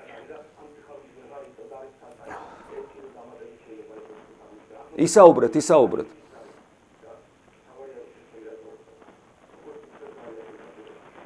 გამარჯობათ მამაო, დამლოცეთ. ქრისტემ დაგლოცოთ. ალო, დამლოცეთ მამაო. დაგლოცოთ უფალმა. ალო. რამოდენიმე ხანია მრევლი ვარ და ტელევიზორს თუ არ დაუწევთ, ისიც რამოდენიმე ხნის მრევლი ვარ, წლის მრევლი ვარ და რამოდენიმე ხნის მრევლი ვარ და ისა ტელევიზორს დაუწევთ, თქვენ მაინტერესებს რა არის მკრეხელობა. გასაგები. ისა თქვენც რომ შემოდიან ზარი თავიდანვე უთხარით რა, თორე აქ უკვე ეთერი იწელება და დრო იკარგება. მკრეხელობა. ცუდი სიტყვა ნამდვილად რაღაც ცუდათაც ჟღერს დამეთანხმებით. მე ვფიქრობ რომ ეხლა ამის ასეთ განმარტება საღვთისმეტყველო თუ არსებობს არც კი ვიცი, ხო, ლიტერატურაში ლექსიკონში როგორ განიმარტება არ ვიცი, მაგრამ რაც ვიცი, იმას გეტყვით, რომ მკრეხელობა ეს არის ადამიანის ისეთი საქციელი, სიტყვიერი ან ქცევითი, თქვათ, ისეთი გამოვლინება, შინაგანი სამყაროს ესეთი გამოვლინება, როცა ადამიანი თავის სიტყვაში ან საქმეში ამჟღავნებს უგრძალველობას, თავხედობას, სიწმინდის და ღმერთის წინაშე. მე ვფიქრობ, ეს არის მკრეხელობა. რა თქმა უნდა, დღეს ჩვენი ცხოვრება ამით სავსეა. სხვათა შორის ეს მძიმე ცოდვა არის. აი მაგალითად, ათწნებაში, სადაც არის დაფიქსირებული ის ცოდვები, ის ცნებები, რომელთა დარღვევაც ადამიანს სასიკვდილე, ანუ ღმერთისაგან განშორებულ მდგომარეობაში ამყოფებს, რაც ნიშნავს სასიკვდილე ცოდვა. ადამიანს ეს არის ცოდვა, რომელიც ადამიანს ღმერთისაგან, ანუ სიცოცხლის წყაროსაგან განაშორებს და როდესაც ადამიანი თქვათ ცოდავს ამ ცოდვით, ასეთი ცოდვით, როცა ის ღმერთს განაშორება, ეს არის ძალიან მძიმე ადამიანის სულისათვის და ერთ-ერთი ამ ათწნებაში სწორედ ამგვარი ცოდვებია თავმოყრილი, ეს არის არა მოიღო სახელი უფლისა ამაოსა ზედა, ანუ ღმერთის სახელით ამაოდ ხსენება. და ეს ითვლება მკრეხელობად. ანუ არა თუ ის რომ თქვათ რაიმე ცუდი ითქვას ღმერთზე და სიწმინდეზე. არა თუ გამოიხატოს ეს რაღაცნაირი ფორმით, არამედ აი ტყუილ უბრალოდ, აი სერიალებში რო არის ხოლმე ღმერთო ჩემო და აი ესე ტყუილა და აი არა ჯანსაღ არა მართებულ კონტექსტში მოხსენიება ღვთის სახელისა და წმინდანების სახელისა, ხო? უკვე ესეც კი მძიმე ცოდვაა ათწნების მიხედვით და ადამიანი თუ პირდაპირ მიზან მიმართულად დასცინის სიწმინდეებს ღვთის სიწმინდე რა არის? ღვთის მიერ მოცემული, ღვთის მიერ დანატოვარი, რომლითაც ჩვენ ღმერთი უნდა ვეძებოთ, ხო? თუ ადამიანი ამ ყველაფერს დასცინის, ხო? მაშინ ეს არის მკრეხელობა და მკრეხელობა ძალიან მძიმე ცოდვა გამოდის ჩვენ თუ ასე ვიმსჯელებთ, ძალიან მძიმე ცოდვა, იმიტომ რომ იგი მეტყველებს ადამიანის შინაგან სამყაროზე. აი ადამიანი როცა ხითხითებს, ცუდი სიტყვაა, ხო? ხითხითებს სიწმინდეზე. თქვათ ადამიანი ხითხითებს მარადულ ცხოვრებაზე, ადამიანი ხითხითებს ჯოჯოხეთზე, ადამიანი ხითხითებს ღმერთზე, ადამიანი ხითხითებს ეკლესიაზე, ასე შემდეგ. ანუ გესმით, აი ეს აგდებული დამოკიდებულება, ცინიკური დამოკიდებულება, არასერიოზული დამოკიდებულება, უგრძალველი დამოკიდებულება, თავხედური დამოკიდებულება. ეს ყველაფერი არის მკრეხელობა. რაზე მეტყველებს? ადამიანი სული დემონურ მდგომარეობაშია. ვინ შეიძლება იხითხითოს ღმერთზე და ღმერთისაგან დანატოვარ სიწმინდეზე და ღმერთისაგან დანატოვარი უმთავრეს სიწმინდეს არის ეკლესია, ხო?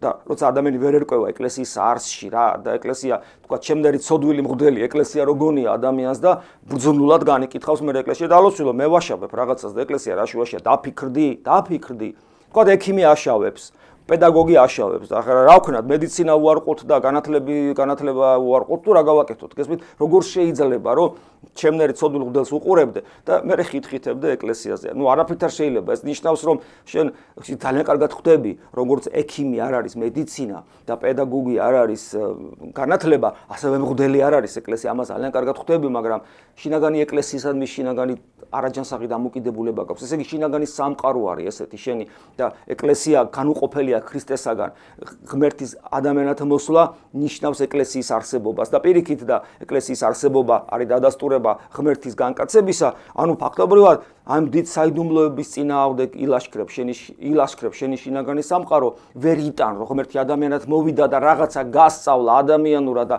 შენ ვერ აიტანე და ის ჯვარსაცვი აი ეს განწყობა გაქვს ეს განწყობა ვლინდება სწორედ კრეხელობაში და ის რა თქმა უნდა მძიმე სასიკვდილე ცოდვა როგორც მითხრეს რეკლამაზე გავდივართ და ჩვენ კლუბ პირდაპირ ეთერში ვართ და შემოსული იყო კითხვა ესეთი აინტერესებდათ მე-6 ნეტარების 9 ნეტარება აიცით მათა მახარებლის მე-5 თავში და მე-6 ნეტარების განმარტება რომელიც ესე ჟღერს ნეტარიყვნენ მშიერი და მწყურვალნი სიმართლისათვის რამე თუ იგინი განწყდნენ და აინტერესებთ რას ნიშნავს ეს უპირველეს ყოვლისა უნდა გვახსოვდეს თუ რას უწოდებს უფალი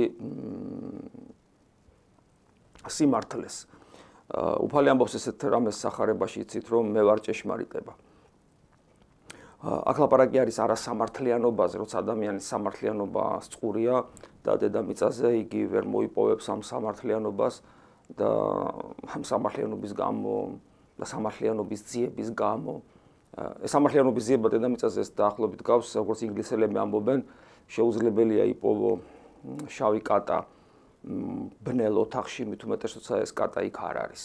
ზუსტად მსგავსი რაღაც შეიძლება ითქვას სამართლიანობაზე, შეუძლებელია ამ სამყაროში იპოვოს სამართლიანობა, ამ სამყაროს სიბნელეში შეუძლებელია იპოვოს სამართლიანობა, მით უმეტეს თუ ეს სამართლიანობა ამ სამყაროში არ არსებობს. აქ შემთხვევაში გვაქვს ამ შემთხვევაში ადამიანს წყურია არა სამართლიანობა, რომელიც პრინციპში არ არის, არამედ სიმართლე და განსხვავდება.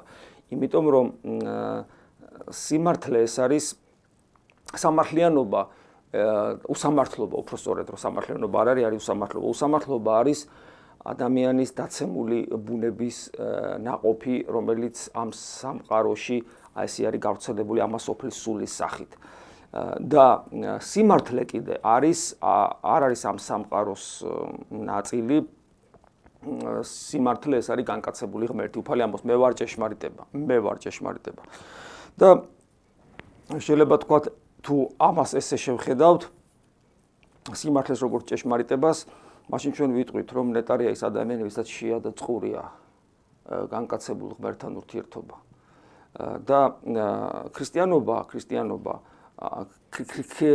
ქრისტიანობა არის იქ, სადაც არის ქრისტესადმი ესეთი დაუოკებელი შიმშილი. როცა ადამიანს არც ერთი წამი არ შეუძლია იყოს გარეშე ქრისტესი, არც ერთი წამი ქრისტეს გარეშე, არც ერთი წამი ქრისტეს გარეშე და პავლე მოციქული ამას მოუკლებელ ლოცვას უწოდებს, გონიერი ლოცვის ერთ-ერთი ნაყოფი სწორედ ეს არის, როცა ადამიანი მუდმივად საუბრობს, მუდმივად ესაუბრება, ცდილობს ესაუბროს თავში შეხვდეს ღმერთს და მუდმივად იყოს მასთან დიალოგისა და ვედრების და დიდების რეჟიმში. ეს არის დიდება შენ დაუფალო და უპირატესად კიდე შემიწყალე, იმიტომ რომ ჩვენი მდგომარეობა სახარბიელო არ არის, მარადიული სიცოცხლის თვალსაზრისით და როცა ადამიანი თქვა ამგვარად ცხოვრობს, უბრალოდ მას ვეღარ წარმოუდგენია, რომ იესო ქრისტეს გარეშე იყოს. ადამიანის ცხოვრების საზრისი იესო ქრისტეა.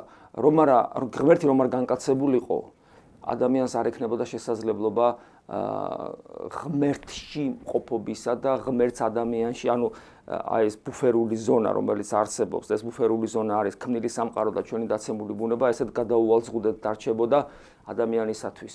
და მას შემდეგ რაც ღმერთმა გაარღვია ეს ბუფერული ზონა ჩვენი დაცემულობისა და ბუნებრივი მატერიალური სამყაროს და თავად შემოვიდა სამყაროში და ადამიანური ბუნება მიიღო, ეს ადამიანური ბუნება ხიდად გაიდო ჩვენსა და ღმერთს შუა. ამიტომ იესო ჩვენი მხსნელია, მხსნელი ჩვენი დაცემული ბუნებისგან გამომდინარე და ამიტომ ადამიანი როგორც კი გაიგებს, წინა გემოსხილვა ექნება ამ ბედნიერებისა და სიტყვებისა, რასაც ღმერთთან ყოფობა ქვია, ადამიანს მე დაუოკებელი შიმშილის გზნობა უჩნდება. მას აღარ შეუძლია ქრისტეს გარეშე. ოღონ ეს არის საოცარი რამ, იმიტომ რომ ეს აღარ შეუძლია და ეს შიმშილი თანმდევია საოცარი სისავსისა ქრისტიანის ცხოვრებაში, შინაგანი სისავსისა და ბედნიერებისა. და ეს ბედნიერება და სისავსი არ არის ამქვეყნიური.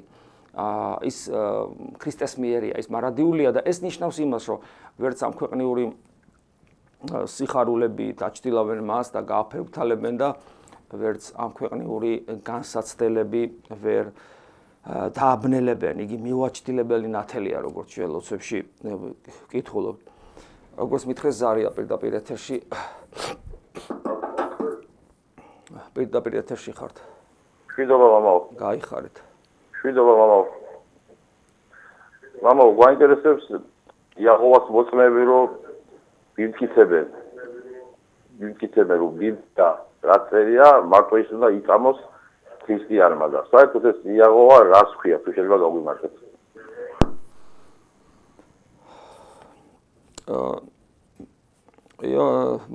ამ თქვათ სექტის სოფხედელობა განსაკუთრებულად ამ სიახლეს არ შეიცავს.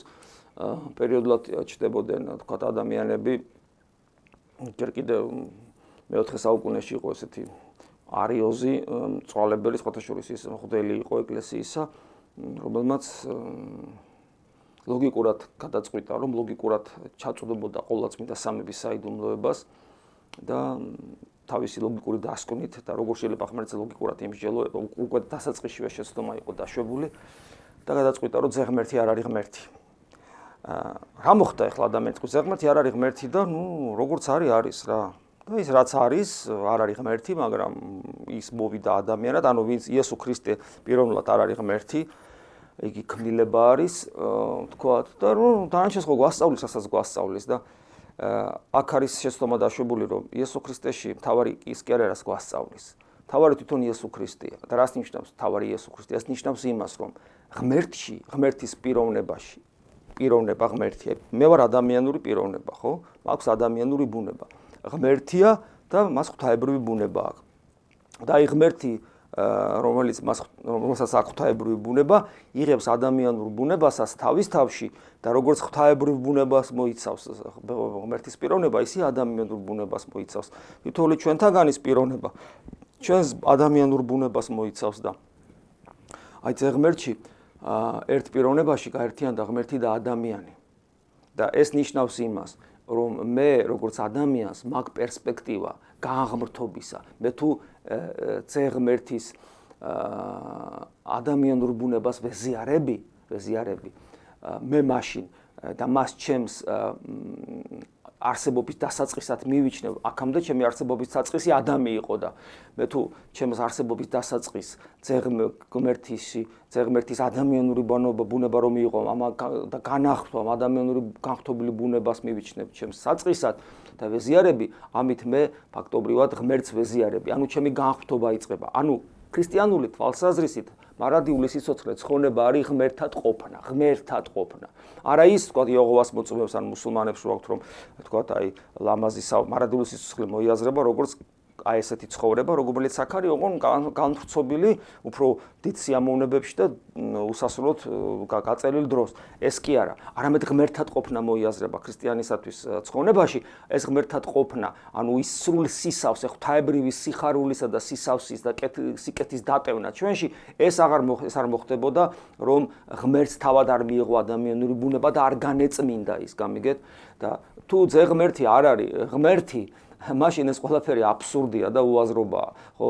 და ჩვენი თაყვანისცემა მაშინ ღმერთისადმი ჩვენ კერპ თაყვანისცემლებად გადავგვაქვს, იმიტომ რომ რაც არ არის ღმერთი და თუ რაც არ არის ღმერთი იმას რო თაყვანს წემ, ჩვენ კერპ თაყვანისცემელი ხდები. ამიტომ იეჰოვას მოწმეები თუ მათი მოძღვრება თვლია რომ მართალია, ესენი კერპ თაყვანისცემლები არიან, იმიტომ რომ წემენ თაყვანს იმას, რაც ღმერთი არ არის.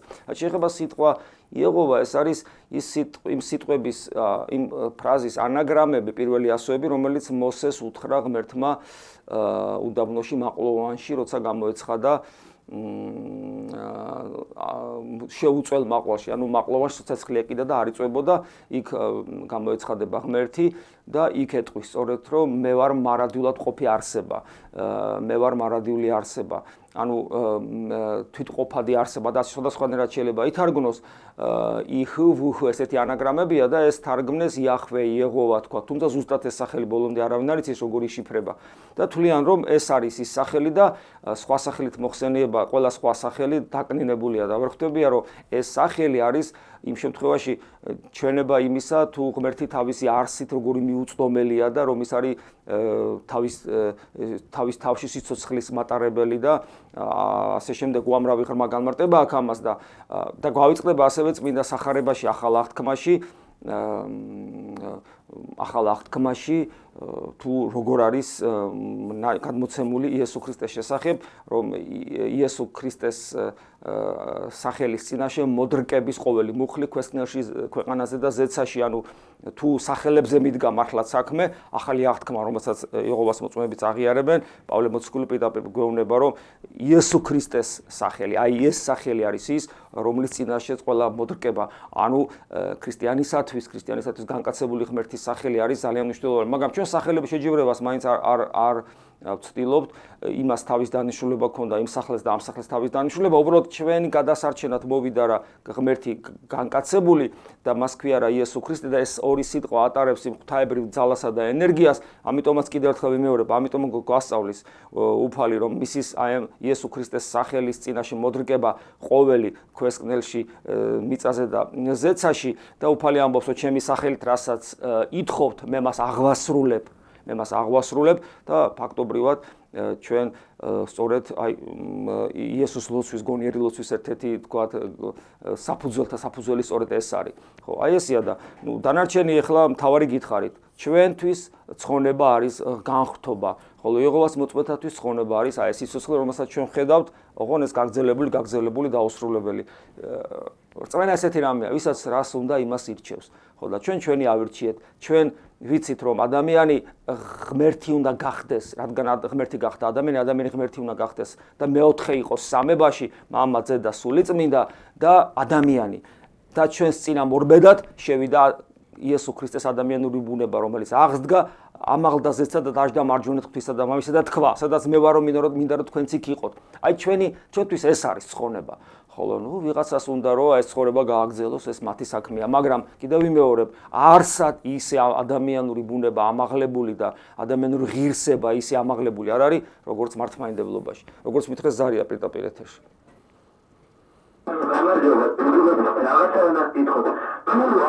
ადამიანმა ცოდვა აქვს ჩადენილი და აი უნდა რომ აი გამოასწოროს რაღაცაერად, უნდა რომ მოძღვარი ყავდეს და აი რა უნდა გააკეთოს იმისთვის რომ ცოდვები მოინანიოს. ნებისმიერი ჩადენილი არა სწორი საქციელი ჩვენ ჩავდივართ ესეთებს ძალიან ბევრს ნებისმიერი ჩადენილი არასწორი საქციელი ცოდვათ იწოდება კი სწორია და მაგრამ ცოდვა მარტო ეს არ არის როცა ადამიანი რაღაც აი თქვა ადამიანს უყვარს თქვა გინება და პატარა ექსტრემალურ სიტუაციაში ის იგინება ან პატარა დაძაბულობის დროს ვერ აკონტროლებს ემოციებს და რისხანებს ხო ეს გარეგნ და იგინება ამ დროს რა თქმა უნდა რა უნდა ქნას ახლა აი ამ დროს ვლინდება ადამიანის შინაგანი სამყარო და თუ ადამიანი მოინდომებს რომ აი ამ გინებას თავი წააწყვიტოს და ეს ემოციები დაიოკოს კი შეიძლება რაღაცა წარმატება ქონდეს ან დროებითი მაგრამ როგორც წესი ადამიანი ამას საბოლოო ჯამში ვერ ახერხებს იმიტომ რომ აი ამ გარეგან გამოვლინებას ცოდვისა აქვს შინაგანი мотиваციები. ან თქვათ ადამიანი ვერანებებს თავს თამბაქოს, ადამიანი ვერანებებს თავს თქვათ მემთრალეობას, ადამიანი ვერანებებს თავს თქვათ რაღაც ნუგბარ საჭმელებს თქვათ ადამიანი თქვათ ვერანებებს თავს ნარკოტიკს, ადამიანი თავს ვერანებებს თქვათ მრუშობას, ადამიანი ვერანებებს თქვათ თავს სათამაშო სახლში სიარულს. ამ ყველაფერს თავისი мотиваცია აქვს. ეს мотиваცია შეიძლება თქვათ ესე ერთ-ერთი мотиваცია ადამიანის ცხოვრების საზრისი ადამიანისათვის ამ კონკრეტული ადამიანისათვის ცხოვრების საზრისი ძევს სიამოვნებაში, სიამეთ მოყვარეობაში და სიამეთ მოყვარეობა მისთვის არის ბედნიერების წყარო. ის სხვანაირად მას ვერ გაუგია, როგორ შეიძლება ადამიანი იყოს ბედნიერი თუ ის, ესე იგი, მისი ხორცი მუდამ არ სიამოვნებას არ განიცდის რაღაცებით, ხო? დაშვებული თუ არა დაშვებული, ბუნებრივი თუ არა ბუნებრივი. სანამ ადამიანი ესე, იმიტომ რომ ადამიანი საკუთარ თავის იდენტიფიკაციას ახდენს, ესე მე ვარ ცხოველი და რომელსაც ცხოვრების მიზანი უნდა ქონდეს სიამოვნება და მე ამ სიამოვნებს და ვაკეთებ ამას. თუ ადამიანი ესე ფიქრობს საკუთარ თავზე, ხო? მას არაფერი არ იშველება. იმიტომ რომ რატომ? იმიტომ რომ ადამიანი საკუთარ თავს რაღაც ნაწილობრივ უყურებს. აი, ეს პატარა ნაწილში უყურებს და გლობალურად საკუთარ თავს ის ვერ ხედავს. ადამიანმა რომ ცოდვა დაამარცხოს ადამიანმა უნდა мотиваცია, ჯერ უნდა გაიაზროს თვითონ ვინ არის. თვითონ არის ღვთის ხატი, ეს ნიშნავს რომ ქრისტეს უნდა დაემსგავსოს. ეს არის ის, რაც არის. ადამიანის ხანერი არ არსებობს. მაგრამ ამას რწმენით მიიღებს ადამიანს. თუ ადამიანს არ წამს ახლა ამას როგორ მიიღებს? მაგრამ თუ ადამიანი ირწმუნებს, ხო? ჭეშმარიტ რწმენა თუ ექნება, ის ნახავს რომ ესე იგი მე ქრისტეს უნდა დავემსგავსო. ეხლა მე შემდგომი რომ რადგან ქრისტეს უნდა დავემსგავსო, ესე იგი მე არა ვარ მარტო ხორცის ნაწერი. რომელსაც კბილები აქვს, როგორც დოსტოევსკი ამბობს, რომ უღმერთო ადამიანი ეს არის და უზნეო ადამიანი, ეს არის კბილებიანი ხორცი, ხო, რომელიც ჭამს და სიამოვნებას განიცდის. ადამიანი მიხვდება, რომ ჩემში რაღაც სხვა რამეა, დიადი, რითაც მე შეიძლება ღმერთს დავემსგავსო, რომ ცხოველი ღმერთს როგორ დავემსგავსებ. ესე იგი ადამიანში უკვდავება ძევს, მარადიული პერსპექტივა ძევს. ადამიანში რაღაცა დევს ისეთი, რაც ცხოველს არ აქვს და ეს არის ჩემში, ხო? მე აღმოაჩენს, რომ ადამიანს აი ამ ყოველ ცოდვას თავისი კიდევ მეორე мотивация გააჩნია, ბედნიერებას არასწორად ვეძებ. ეგება სხვა რამეშია ჩემი ბედნიერება. ეგება ბედნიერება არ არის სიამოვნებაში. აი მაგალითად როცა ჩემ შვილს შია და ჩვენ ერთი ლუკმა საჭმელი გვაქვს მარტო, დამერწმუნეთ როცა შვილს მისცემს საჭმელს და ის პატარა ტუჩებს გემრიელად აცმაცუნებს და უხარია და ჭამს, შენ გასალებად ბედნიერებას განიცდი, ვიდრე შენ ხორციელი სიამოვნება მიგიღო და გეჭამა. ხო, ხედავთ უცბაური რაღაცა ხდება. მე ხორციელად გავიტანჯე, მაგრამ უფრო ბედნიერი ვარ და უფრო ნასიამოვნები ვარ, ვიდრე ის რომ ჩემ ხორცე ფუფუნა და სიამოვნება მიიღო. ხედავთ, ანუ ადამიანი ბედნიერება, ადამიანი თავს წირავს, თქვა, სამშობლოს წირავს თავს, ოჯახს წირავს თავს, ხო? ქრისტეს წირავს თავს და ამ თავგანწირვისას ის ბედნიერია, ხო? გესმით? მიხა ხელაშვილი ეს დიაკონი იყო და შემდეგ გასაბჭოების დროს ქაქუცა ჩოლოყაშვილის თანამებრძოლი ხდება და იქ შემდეგ მას ღალატით დაიჭერენ და ახრეტენ, ნუ გვეხერხება ქართველებს ღალატი და სამწუხაროდ და ესე იგი ეს საოცარი კაცი სხვათაშორი ცნობილი სიმღერა როა ბინდისფერია სოფელი, სწორედ მიხა ხელაშვილის არის დიაკონი მიხა ხელაშვილის დაწერილია და მას გარდა მოუკლეს მეგობარი თანამებრძოლი ქაქუცას და მის თანამებრძოლი და ის ქაქუცას არ გაყვა სხვათაშორი ქაქუცა რო გადავიდა ევროპაში ის არ წაყვა მას, იმიტომ რომ მას აქ სიკვდილი არჩევნა და მოკვდა კიდევაც. და იყო სულ ახალგაზრდა 24 წლის იყო 25-ის რო გარდაიცვალა და ხო და ესე იგი წერილს წერს ამ გარდაცვლილი თანამებრძოლის მეგობრის დას და იმ წერილში არის საოცარი სიტყვები რომ ჩემო დაო ნუ ნაღლობ, იმიტომ რომ ჩვენი ძმა სამშობლოსათვის მოკვდა. აბა ის იქნებოდა კარგი გასულიყო წლები და სიბერეში ძროხასავით მომკვდარიყო, ასეთ ამას ამბობს. ნუ მაინც უნდა მოუკვდეთ და ეს კაცი ღირსეულად გარდაიცვალა. გესმით, ანუ ადამიანი როცა დაინახავს, რომ ის გაცილებით უფრო დიადია, ვიდრე უბრალოდ ხორცი, მერე უკვე ცხოვრების საზრისაც სხვანაირად შეხედავს, ბედნიერებასაც სხვანაირად შეხედავს და მერე დაიწყებს ძიება საკუთარი თავის თვითშემეცნებას დაიწყებს ადამიანი და აღმოაჩენს რომ თქვა ყველა ამ ცოდვას რომელსაც ის ჩადის თავის мотиваციები აქვს და ეს мотиваციები იკვებება არასწორი შეხედულებებით და ბედნიერების არასწორი განცდით, აღქმით, ცხოვრების საზრისის ვერ დანახვით, ცხოვრებაში ორიენტირი არ აქვს და ბედნიერება გონია ის და ცხოვრების საზრის და გზა გონია ის, რაც სინამდვილეში არ არის. აი ესია და და ეს თლიან კომპლექსში მოაქცევს ადამიანს უკვე გაიაზრებს, საით ქაოსში კი აღარ არის. აი რა ქნას არ იცის, ხო? დილას გაიგვიწევს რა ქნას არ იცის, იძინებს მეორე დღეს რა იქნება არ იცის, რასაკეთებს არ იცის, რას ფიქრობს და რა ქნას არ იცის და თუ რამე იცის, ისიც მიწიერია, თქვა, ეხლა უნდა ვისწავლო, ეხლა სამსახური უნდა ვიშოვო, ეხლა ცოლი მოვიყვანო, თქვა, ხო? ეხლა ესა მაგასაკეთებელი, ეხლა ისა მაგასაკეთებელი. თლიანობაში რომ დაუფიქრდეს, ხო და წლების განმავლობაში ყოველდღიურად რომ ესე იცხოვროს, ქაოსია, ნუ რა, შეიძლება ბევრი ფული შევო, შეიძლება დიდ თანამდებობას მიაღწიოს, მე რა, ეს ყველაფერი ამაო არ არის, გარდაიცვლება ხოლმე მოკვდება და ეს არაფერი აღარ დარჩება. ანუ ასე იგი 8 წლის შრომა, ბრძოლა არაფრისთვის საბოლოო ჯამში, ხო? ადამიანი ამას რო გაიაზრებს, ორიენტირი არ აქვს და იმიტომ. და მისი ყველაფერი ორიენტირი ჩაკეტილია იმ ერთ სივრცეში, რასაც რამდენიმე ათეული წელიწადი უკეთეს შემთხვევაში სიცოცხლე ქვია ამ ქვეყნიური და იმის იქით აღარ ვრცელდება. როგორც კი ადამიანი ამ წრეს გაარღვევს, იქით გაიხედება და ცოცხალ ღმერთს დაინახავს, თუნდაც ჯერ მხოლოდ მშრალი რწმენით და მიხვდება რა არის ბედნიერება და რა არის სიცოცხლე, აი მაშინ უკვე საკუთარ თავსაც სხვანაირად შეხედავს და როცა ჩაწოდება ბედნიერების საიდუმლოებას, მერე უკვე სხვანაირად მოუვლის ამ ცოდვებს. და მერე უკვე და ამ სინანული კიდე ახსენე, სინანულის კი არ არის თქვა სინდისმა შემაწუხა, ნუ წავედი გავიგე მოძღვართან უნდა თქვა ახსარება, იმიტომ რომ ქრისტე ამბობს, ვისაც ეკლესია მიუტევებს, მიეტევება, წავედი შევასრულე, ეს სიტყვა ახსარება თქვი, არაფერი არ იცვლება. არაფერი არ იცვლება იმიტომ კიდევ მეორე რომ мотиваცია უნდა დავინახო ჩემი ცხოვრებისა, ჩემი ცხოვრების საზრისი უნდა დავინახო. სინანული თუ არ მექნა ახსარება საზრი არ აქვს. ახსარება და სინანული ახსარება სინანულის აზრით თუ გამოიყენებ ამ სიტყვას კი, მაგრამ სინანულში სხვადასხვა რაღაცა. ახსარება არის შენი შინაგანი მდგომარეობის აღიარება სიტყვიერ და რა არის სინანული? სინანული ეს არის მუდმივ მეტამორფოზის პროცესში ყოფობა. როცა ადამიანი ხედავს თავის საწყის მდგომარეობას, ეს არის მდგომარეობა, რომელიც ადამს ჰქონდა ცოდვით დაცემის მერე და ჩვენ მისი შვილები ვართ. ადამს ამ მდგომარეობა ჰქონდა, მას ღმერთთან ყოფნა არ აქვს, გამოგდებულია სამოთხიდან. ანუ ეს ასნიშნავს გამოგდებული ღმერთთან ურთიერთობის უნარი დაკარგა. ანუ ჩვენ ვართ ადამიანის მდგომარეობაში, ანუ უნარი არ აქვს ღმერთთან ურთიერთობისა, შენი თავი უნდა დაინახო აი იქ, რაც არ უნდა კარგი იყო, მაინც ადამიანის მდგომარეობაში ხარ, რაც არ უნდა კეთილშობილი იყო, რაც არ უნდა ზეკაცი იყო, მაინც ადამიანის მდგომარეობაში ხარ და აი იმ მდგომარეობაში დაინახავ თავს და იწყებ სვლას, საითკენ, ღმერთისკენ, როგორ მივხვდე, ეს რა არის? აი მოვიდა ადამიანად დაგენახა, დაემსგავსე ქრისტეს. ეს არის გზა ღმერთისაკენ. და ეს პროცესი არის მთელი ცხოვრება უნდა გასტანოს ამ პროცესმა და აი ეს პროცესი თუ ჩაირთო შენში, ეს არის მუდმივი მეტამორფოზის პროცესი, რომელიც შენი შემოქმედებითი აქტის თანხლებით უნდა მოხდეს და აი ამას ეწოდება სინანული. თუ ეს დაიწყო შენში, ეს ყველაფერი, ანუ სწრაფვა და ძიება და სწრაფვა, რომ მიბაძო ქრისტეს და დაემსგავსო ქრისტეს, აი ეს ყველაფერი შენ დაგანახებს, რომ ყველა ის ცოდვა, რომელიც შენში არის, ეს მდგომარეობები, რომელიც ამ ცუდ საქციელებს იწვევს, როგორც მარყუჟები ისია შენს კიდურებზე მოდებული და არ გიშვებს, რომ წინ წახვიდე და დაიწყებ ნელ-ნელა ამ ყველაფრის ჩახსნას, მოიძულებ ცოდვას, შეგეზიზღება ცოდვა, იმიტომ რომ ის შენ ბედნიერებას გართმევს. როგორც მითხრეს, ზარია პირდაპირ ეთერში. გამარჯობა, დამლოცეთ მამაო. ქრისტემ დაგლოცა. მამაო, რა მაინტერესებს ესეთი კითხვა მაქვს. რას ნიშნავს მამა ღმერთი, ძე ღმერთი და სულიწმინდა არის და სულიწმინდის ახსნა განმარტებად შეგიძლიათ რომ მითხრათ. რას ნიშნავს სულიწმინდა?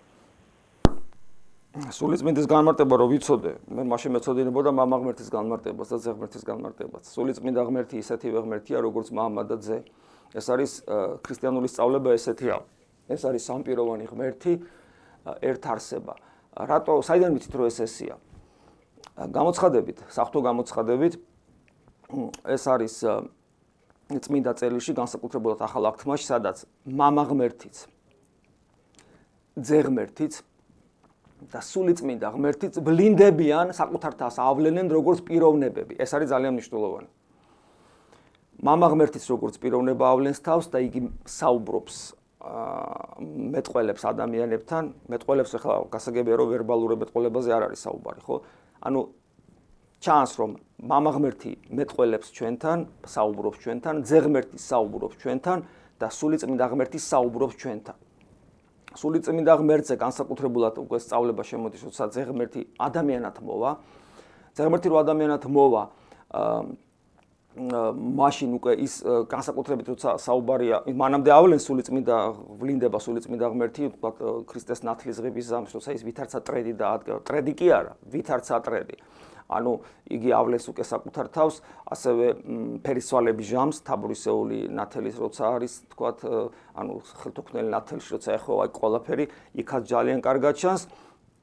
და მერე უფალი საუბრობს, როცა წუხან მოციქულები რო იგი აღდგომის მერე კვლავ ტოვებს მათ და უნდა ამაღლდეს ზეცად, იგი ეუბნება რომ სხვა ნუგეშინის მცემელი მოვა, სულიწმინდა ღმერთზე საუბრობს, რომელიც და ეს ნიშნავს რომ მე თქვენ ობლად აღარ გტოვებთ, იმიტომ რომ მოვა ჩემი არსების მქონე ოღონ სხვა პიროვნება სულიწმინდა ღმერთი, ის ნუგეშს გცემთ, ამიტომ ნუგეშინის მცემელად იწოდება და რაც მე გამცნეთ და ეს ჩემი ნათქვამი თქვენთვის ბევრი რამე გაუგებარი იყო, მწირი ინფორმაციული თვალსაზრისით თითქოს ამ მწირი იყო, მაგრამ სინამდვილეში ის ყველაფერი იყო, მაგრამ მას ჭირდება დამოძღვრება, სწავლება და რომ მოვა სულიწმინდა ღმერთი, ის ყველაფერს გასწავლით, რაც მე გამცნეთ და შემდგომში სულიწმინდა ღმერთი გარდამოდის მოციქულებზე, იმ დღიდან იწყებს არსებობას ეკლესიას და ჩვენ როცა ვართ ეკლესიის წიაღში, ჩვენ განვისწავლებით არა იმდენად ტექსტების, წიგნების მიერ, უბრალოდ წიგნებიდან და ქადაგებიდან ჩვენში შემოდის ინფორმაცია გარედან, მაგრამ უპირველეს ყოვლისა ჩვენ გავისწავლებით თავად სულიწმინდა ღმერთის მიერ, რომელიც შიგნიდან გვიდასტურებს და გვასწავლის. თუ ეს შიგნიდან განსწავლა არ მოხდება,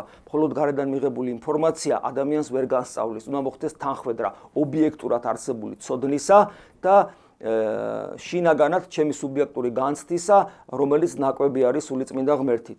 აი ესე არის, ძალიან მოკლედ რო ითქვას. და სულიწმინდა ღმერთმა აგრეთვე მოგვიტანა საღვთო ენერგია, ანუ მადლი, ეს არის და იგივეა, მამას, ძეს და სულიწმინდას ერთი აქვთ, იმიტომ რომ მადლი, ანუ საღვთო ენერგია ბუნების ნაწთვისებაა, ბუნების და არა პიროვნების. და სულიწმინდა ღმერთს, რადგან მამასთან და ძესთან საერთო ბუნება აქვს, მან მოგვიტანა ჩვენ სწორედ საღვთო ენერგია და მადლი და სწორედ სულიწმინდას მიერ მოტანილი საღვთო მადლითა და ენერგიით უკვე ჩვენ ხვდებით ღვთის ტაძარი, ჭურჭელი ღვთისა, მადლისა და უკვე ჩვენ იწყება ჩვენი განხთობის პროცესი და ჩვენი თავის რეალიზება, ჩვენი პიროვნების რეალიზება არ ხდება არა დაცემულ ბუნებასთან ერთად, არამედ საღვთო მადლთან ერთად. ესეც არის და სულიწმინდა ღმერთი გარდა ამისა ასრულებს ჩვენში ერთგვარ მოძღვრის როლს, რომელიც გვასწავლის განგვსწავლის სათნოებაში, აი ჩვენ რო გვინდა ქრისტეს მივემსგავსოთ, ხო? ქრისტეს რო გავდეთ, ჩვენ უნდა სათნოებებით აღვივსოთ. სათნოებები ეს არის ის სიკეთეები, რომელიც უშუალოდ ღმერთის არის. ანუ ღმერთს აქვს ეს თვისებები და ჩვენ უნდა ამ თვისებებით აღვივსოთ და ეს თვისებები შევიძინოთ. და სულიწმინდა ღმერთი ჩვენ ამ თვისებებში განგვსწავლის. იგი ყველგან ჩვენ, აი მაგალითად, ლოცვა არის ერთ-ერთი სათნოება, ხო? ანუ ეს ღმერთთან დიალოგში მყოფობა. ადამიანს ამის უნარი თავისთავად არ აქვს. აი პავლე მოციქული გვასწავლის, რომ სულიწმინდა ღმერთი ჩვენს გვერდზე დგას და ჩვენთან ერთად ლოცულობს. ანუ ადამიანი ეს სიტყვიერად ეს არის თეორია. მაგრამ როცა ადამიანი ჭეშმარიტ ლოცვას იწყებს, როცა ადამიანი ჭეშმარიტად იწყებს ღვთისძიებას, ის მერე აღმოაჩენს, რომ წვალობ არაფერი გამოდის და უცებ გამოდის და გამოდის ისე, რომ ვერც კი წარმოგედგინა, როგორ შეიძლება ეს გამოსულიყო და გრძნობს, რომ შენ მარტო არ ახარ ამ დროს. შენში რაღაცა ხდება ისეთი, რომელსაც ეს საქმე გამოყავს, ანუ ღმერთთან დიალოგი გამოყავს, გონება მშვიდდება, აზრები აღარ გაწუხებს, შენი გული გძნობს უკვე ცოცხალ ღმერთს, მასთან კავშირი იბმევა, ეს საოცრება და გძნობს, რომ შენ არ ახარ, იმიტომ რომ შენ ამას ვერ ახერხებდი ვერასოდეს. და აი ამ დროს სულიწმინდა ღმერთი ჩვენთან ერთად დგას და ჩვენთან ერთად ლოცულობს, მამაო, ოღონ ეს ყველაფერი სიკეთეში შენ გეთოლება, იმიტომ რომ შენ მიეცი უფლება სულიწმინდა ღმერთს, რომ შენთვის ესწავლებინა. და ეს ყველაფერი საბოლოო ჯამში ნაყოფებს იღებს. და ეს სულიწმინდის ნაყოფებად იწოდება გალატელთა მიმართ ეპისტოლეში.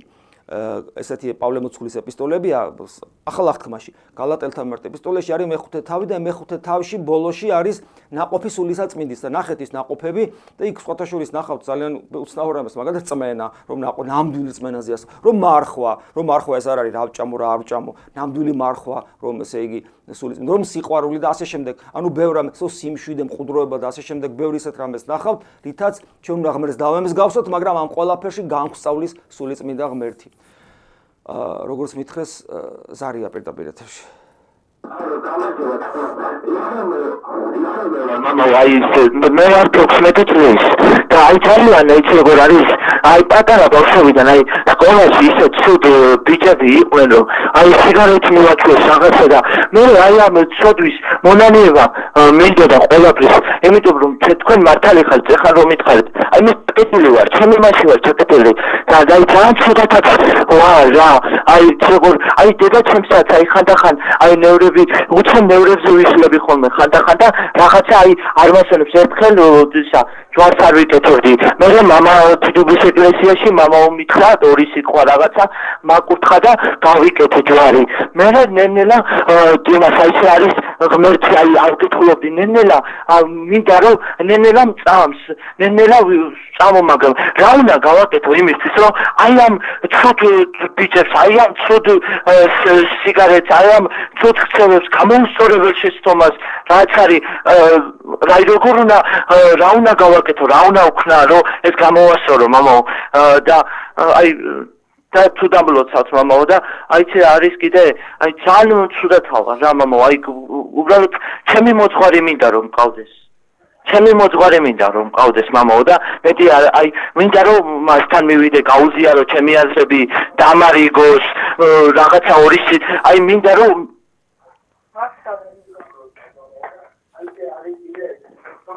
აი მინდა რომ აი როგორ გითხრათ აი ჩემი აზრები რო გაუზიარო აი მოძღვარი რომ მყავდეს და ელემენტარულად რაღაცა მიწიერი სიამოვნების მაგალითად სულიერი სიამოვნება მივიღო ელემენტარულად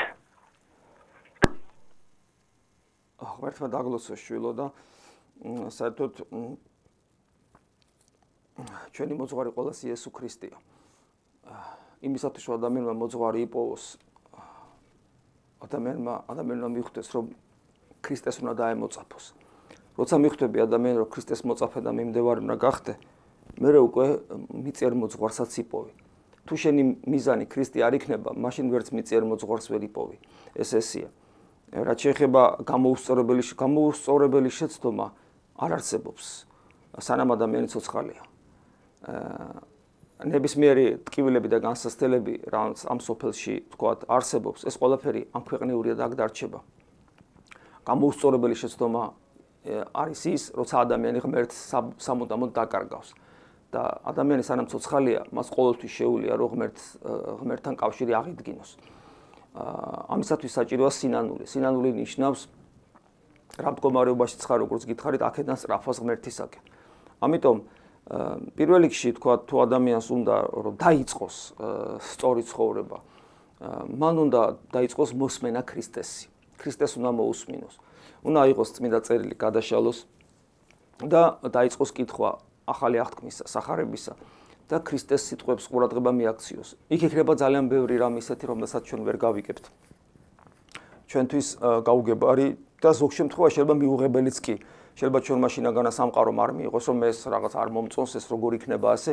ეს გაუგებარი ადგილი, ამ გაუგებარ ადგილებს არ მოექცეს ამ პარტანულად, პატიმოყვარულად, რომ მე რადგან არ მესმის, ჩემთვის მიუღებელია. ხო, შეიძლება თქვა, რომ მე რადგან არ მესმის, ესე იგი მე უნდა გავიზარდო კიდე, რომ გავიგო, იმიტომ რომ აქ საუბარია ქრისტეზე, ხო? ქრისტეს ანუ ღმერთის სიტყვაა ეს, განკაცებული ღმერთის სიტყვაა და როგორ შეიძლება მე ვთქვას პრეტენზია მქონდეს, რომ ყველაფერი მესმოდეს, მაგრამ მეორე მხრივ მუდამ ცდელობა იმისა, რომ გავიგო ქრისტე რას ამბობს და რას მეუნება, ეს ამის ცდელობა მუდამ მე ყოველთვის ისეთ მდგომარეობაში მამყოფებს თავდაბლობით და მორჩილებით, როცა ვიღებ ღვთის სიტყვას, ისეთ მდგომარეობაში მამყოფებს, რომ ჩემი სული შეძლებს, რომ ნელ-ნელა ბევრი რამე გავიგო. ასევე შეიძლება რაღაც ეგრეთ თქვი მეთოდური მუშაობაც, ხო, რაღაც ამოვინიშნე, ვერ გავიგე, გამოცდილ ადამიანს ვკითხე, ეს რას ნიშნავს? რას ნიშნავს, რომ ქრისტე ამას ამბობს, მოციქული ამას ამბობს, როგორ უნდა გავიგო, როგორ უნდა მივხვდე, ხო, მე როგორ გამოვიყენო, მე როგორ მეხება ეს ყველაფერი. ანუ ესეთი მიდგომა ჭირდება წმინდა წერილის. ანუ მოკლედ, მე მის თქვა მინდა, რომ იმისათვის, რომ ადამიანი გახდეს ქრისტიანი, უპირველეს ყოვლისა მან უნდა გაიაზროს, რომ ღმერთი მოვიდა ადამიანად, ესე იგი მე ქრისტესთან უნდა მივიდე. ადამიანი ეკლესიაში რომ მიდის, ის სინამდვილეში მიდის არა თეოდორესთან, გიორგისთან, პავლესთან, თქვათ, ხო, სხვადასხვა მღვდლებს, არამედ ის მიდის ქრისტესთან. ხო, და იწყებს ქრისტეს ძიებას, ქრისტესთან ურთიერთობის ძიებას, მაგრამ როგორ მიხვალ ქრისტესთან თუ არ იცი რა სიტყვის შენგან, რა უნდა შენგან, რას ნიშნავს, რა განსხვავება ქრისტიანსა და თქვათ იუდეველსა და მუსულმანს შორის, იეღოვას შორის, რა განსხვავებაა, ხო? ჩვენ ყველას ღმერთი გვწამს, ზოგი ამბობს, რომ ყველას ღმერთი გვწამს და ყველას სხვადასხვა გზა გვაქვს, მაგრამ ერთ ღმერთთან მივდივართ. მივდივართ თუ არა ერთ ღმერთთან, ხო?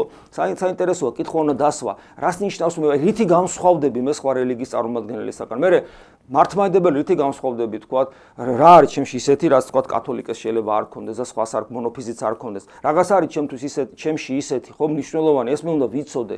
ამას კი, რა თქმა უნდა, ნელ-ნელა გავიგებ, მაგრამ ამ ყველაფერში მთავარი არის ქრისტე. ქრისტესთან ცოცხალი ერთობა და ადამიანი იწყებს სწრაფვას ქრისტესაგან, ცდილობს, რომ ქრისტე გახდეს მისი მოძღვარი. ანუ მას დაუჯეროს ქრისტეს მცნებების მიხედვით იცხოვროს. ქრისტეს მიმდევარი გახდეს. ეხლა თუ რამე განსაკუთრებულს კი არ გეუბნებით. ადამიანი რო ინათლება, მოძღვარი მას ეკითხება, აღთქმას ადებინებს, ეკითხება, შეუდგები ქრისტეს. ეს ნიშნავს, გაყვები ქრისტეს, შეუდგები, გაყვები ქრისტეს. ისე რომ გაყვები ქრისტეს, გაყვები.